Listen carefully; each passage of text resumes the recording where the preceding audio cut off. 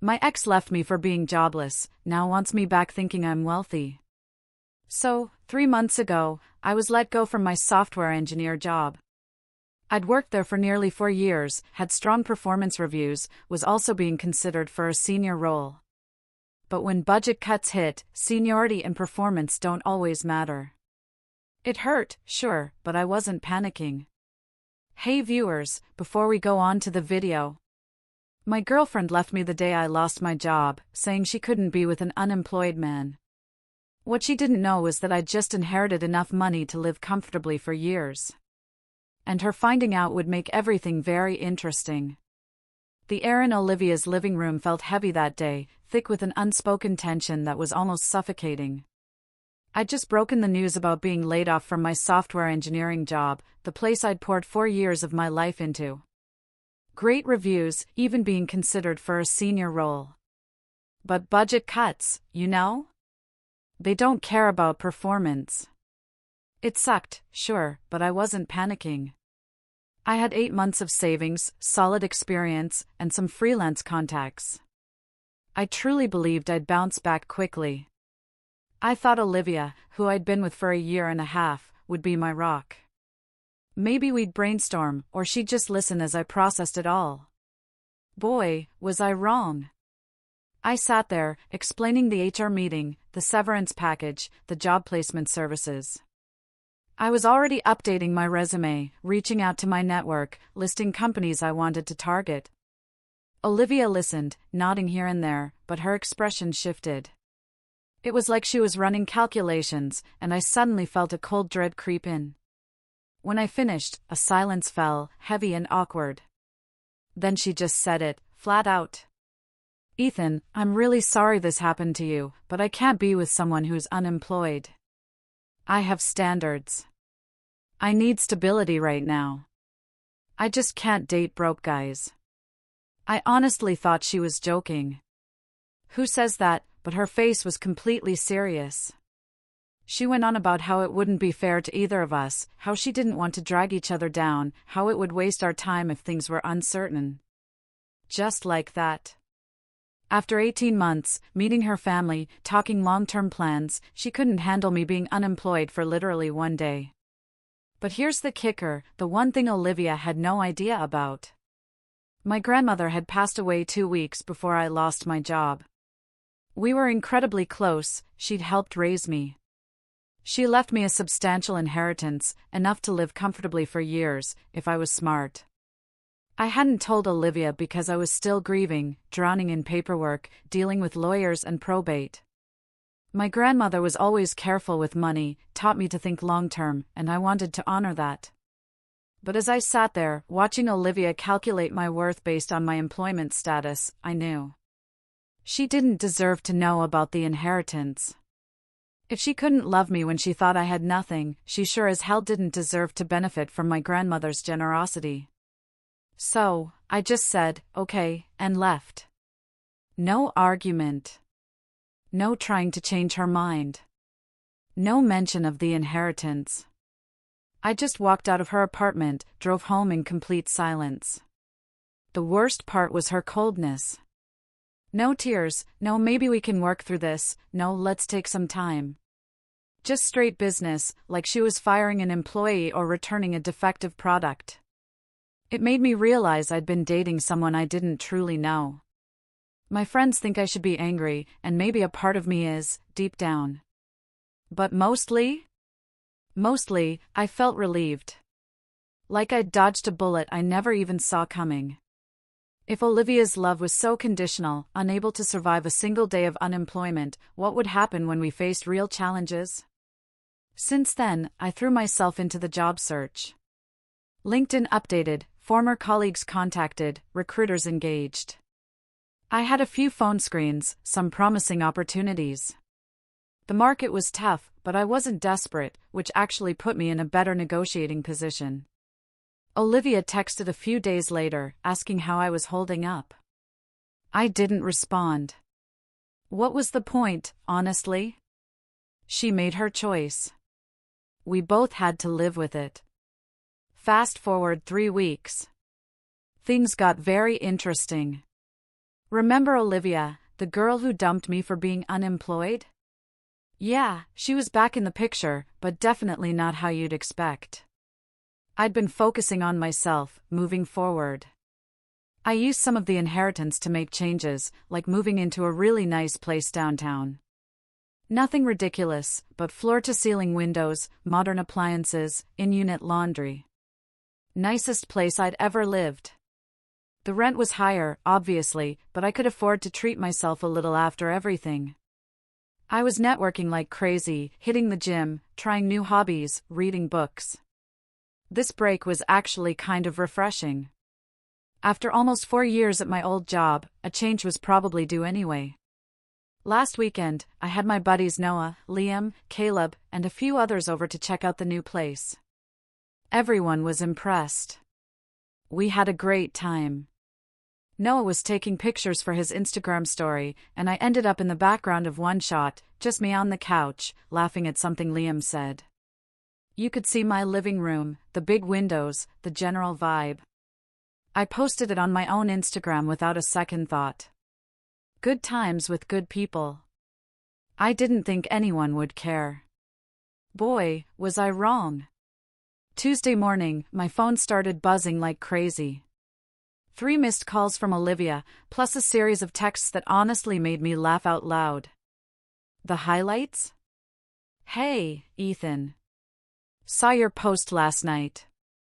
Your place looks amazing. I've been thinking about us a lot lately. I know things ended weird, but I realize I may have been hasty. You look like you're doing really well for yourself these days. Would you want to grab coffee sometime? I miss what we had. I miss you. The thirst was real, guys. Embarrassingly obvious. She'd apparently seen my apartment in that photo and jumped to the conclusion that I'd landed some high-paying job. 3 weeks of radio silence. Then suddenly, she misses me the day after seeing my upgraded living situation. I didn't respond right away. Honestly, I wanted to see how far she'd take it. Spoiler alert, she took it pretty damn far. By Thursday, she was liking every single one of my Instagram posts going back months, photos from before we even broke up, old workout selfies, random food pics, everything. She commented on old photos with stuff like miss this smile and heart emojis. It was so transparent, almost sad. Like watching someone dig their own grave on social media. My friend Caleb, who's mutual friends with Olivia, told me she'd been asking around about what kind of job I'd landed. Caleb said Olivia seemed genuinely convinced I'd gotten some amazing position and was kicking herself for letting me go. By Friday, she'd escalated to commenting on my LinkedIn posts. LinkedIn, guys. She liked my update about attending a tech conference and commented, "So proud of you," like we were still together. Friday night, I finally texted her back. "Hey, Olivia, I got your messages. I'm doing well. Hope you are too." She responded within minutes, asking if we could meet up. Said she had things she wanted to explain and apologize for, that she'd been doing a lot of thinking and realized she'd made some mistakes. I told her I'd think about it. Honestly, part of me wanted to meet up with her, not because I wanted her back, that ship had sailed and sunk to the bottom of the ocean, but because I wanted to understand the mental gymnastics she was doing to justify this whole thing. Plus, I'll admit, part of me just wanted to see her reaction when she found out the truth. Petty, sure, but come on, don't we all? 2 weeks later, the Olivia situation officially reached peak absurdity, and I finally had the conversation everyone was waiting for. I decided to meet her for coffee at this trendy place downtown. I figured it would be interesting to hear her side, genuinely curious to see how she'd try to spin this. She showed up early, checking her makeup and her phone, looking ready for a job interview. Full makeup, professionally styled hair, a nice dress I'd never seen. Really putting in effort, which felt weird considering how casually she'd dumped me. When she saw me walk in, her whole face lit up. A bigger smile than I'd seen from her in months when we were actually dating. She stood to hug me, catching me off guard. The hug lasted longer than it should have. The first 10 minutes were just small talk, but I could tell she was building up to something. She asked about my apartment, how I was adjusting, whether I was enjoying the neighborhood. Kept saying how good I looked, how happy and relaxed I seemed. She ordered some complicated drink, talking about trying new coffee places, exploring and growing as a person since our breakup. The whole thing felt like a performance. Finally, she launched into this whole speech about making a mistake, how she'd been going through a difficult time, stressed about her own job situation, which was news to me, and hadn't been thinking clearly. She talked about therapy, working on her communication skills, realizing she'd been protecting herself from vulnerability and had pushed away someone who really cared about her. I just listened, nodding occasionally, letting her dig her own hole deeper. It was fascinating to watch, honestly. She'd clearly rehearsed this, probably in the mirror. Every few sentences, she'd pause, gauging my reaction, waiting for me to jump in and forgive her. Then she got to the good stuff. She started talking about how well I was doing, how successful I looked in my recent posts. Asked about my career transition, my new role. She was fishing hard for information about this supposed high-paying position. When I didn't offer any details, she got more direct. What kind of company are you working for now? Are you enjoying your new career direction? That's when I decided to drop the first bomb. Actually, Olivia, I said, I don't have a job yet. I'm still unemployed. The look on her face was absolutely priceless. Like she'd just watched me grow a second head. Her smile froze, then slowly faded as she processed what I'd said. What? She stammered. But your apartment? You look so. So what? I asked, genuinely curious where she was going with this. She stumbled over her words, then asked how I could afford such a nice place if I wasn't working. You could practically see the gears turning in her head, trying to figure out if I'd gotten a settlement or won the lottery. So, I told her about my grandmother's inheritance. Explained that I'd found out right before I lost my job, but hadn't mentioned it to anyone because I was grieving and wanted to be responsible. She went quiet for a minute, processing, her face cycling through about 5 different emotions in 10 seconds, confusion, then understanding, then regret, then calculation, then this weird, forced sympathy. Then she started trying to backtrack, saying the money didn't matter, that she'd realized she loved me for who I was, not what I had. I couldn't help but laugh at that point. Not a mean laugh, just the sheer absurdity of it all hit me.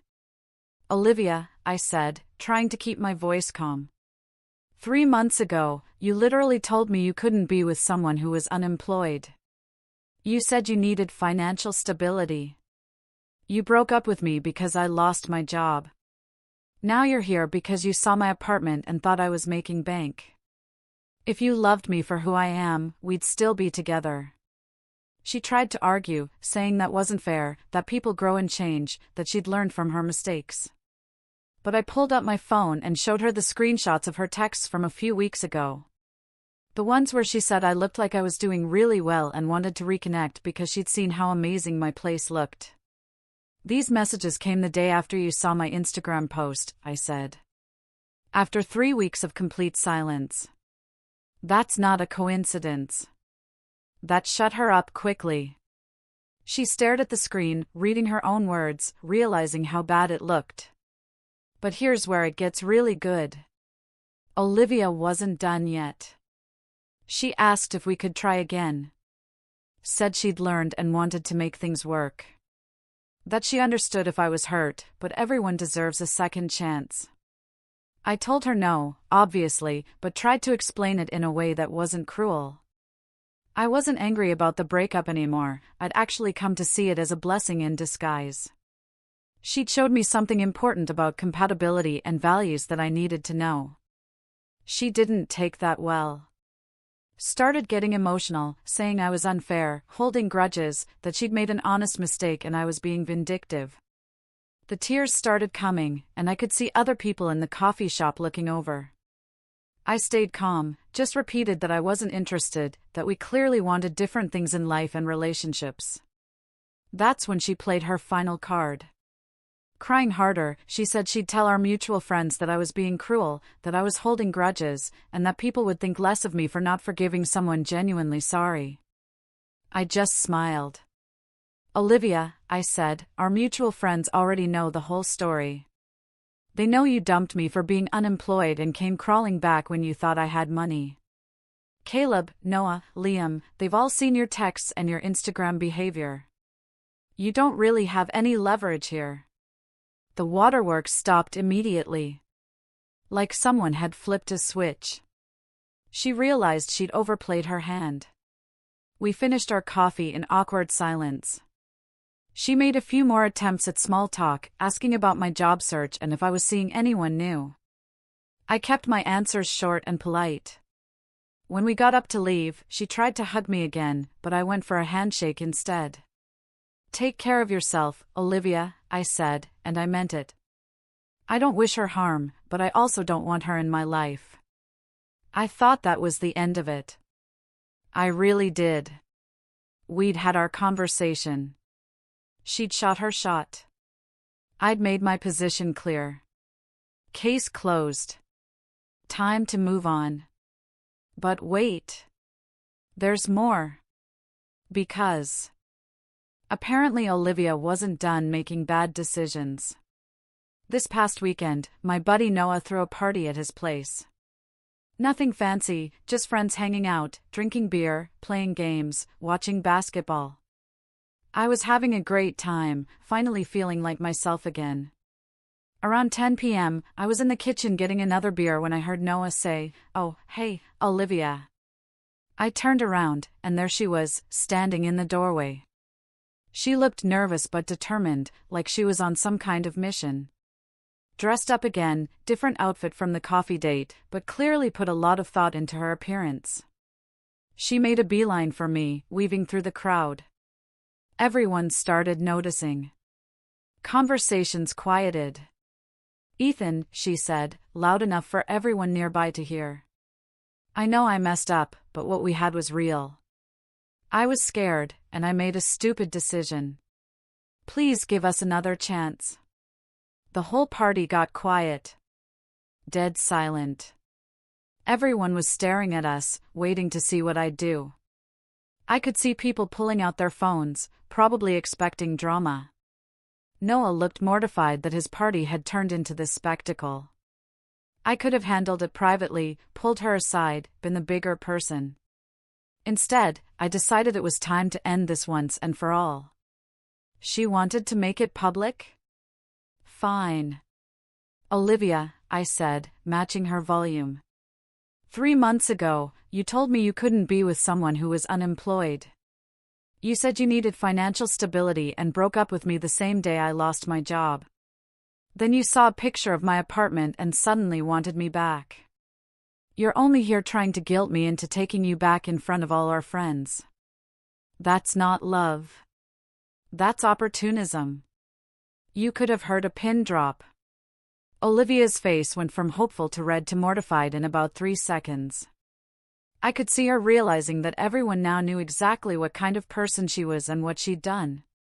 She tried to say something about how I was twisting things, that it wasn't like that. But Noah stepped in before she could dig the hole any deeper. "Olivia, I think you should probably go," he said, not unkindly, but firmly. "This is awkward for everyone." She looked around the room one more time, maybe hoping someone would defend her, but everyone was just staring. A few people actively avoided eye contact. She left without another word. After she was gone, the party slowly resumed, but the energy was different. People kept coming up to me, some to make sure I was okay, others to share their own opinions. A few even shared stories about Olivia I'd never heard. Apparently, she'd made similar comments about other friends' jobs and relationships that had rubbed people the wrong way. I started realizing that maybe the signs had been there all along, and I'd just chosen not to see them. So, that's where we stand now. Olivia is finally out of my life for good. I've got a great apartment, promising job interviews lined up, and friends who actually have my back. Sometimes the trash takes itself out, you know? 1 month later, I'm wrapping up this saga. I got the job. Started 3 weeks ago, and it's everything I hoped for and more. Amazing company culture, challenging work, coworkers I actually enjoy. The salary bump is nice too, a 30% increase from my old position, plus a solid equity package. I've been able to put more into savings and investments, and I even started a small fund to honor my grandmother's memory by helping other family members with education expenses. Olivia has been radio silent since the party incident, which is exactly what I wanted. Word got around our social circle quickly, and from what I've heard, people weren't impressed with her behavior. Noah told me she's been keeping a low profile, not coming to group events anymore. He said she seemed genuinely embarrassed, which honestly, she should be. I don't take pleasure in her social situation, but I'm glad it's resolved. Sometimes people need to face the reality of their actions to learn. Whether she actually learns anything from this is up to her. My new place is great too. I've hosted friends regularly, had an epic housewarming party, regular game nights, even hosted Thanksgiving for friends who couldn't go home. My grandmother loved having family for dinner, and I think she'd be happy knowing her gift is helping me build stronger relationships with the people who matter. I've even started dating again, which feels good. Met someone through a mutual friend who actually knew about my whole employment situation from the beginning and didn't care. We're taking things slow, but there's a genuine connection I never had with Olivia. I've been thinking about my grandmother a lot lately. The money she left me is meaningful, sure, but the real inheritance was the lesson she taught me about character, integrity, and choosing people who value the right things. Those lessons are worth more than any bank account. So, what do you think? Did I handle it the right way?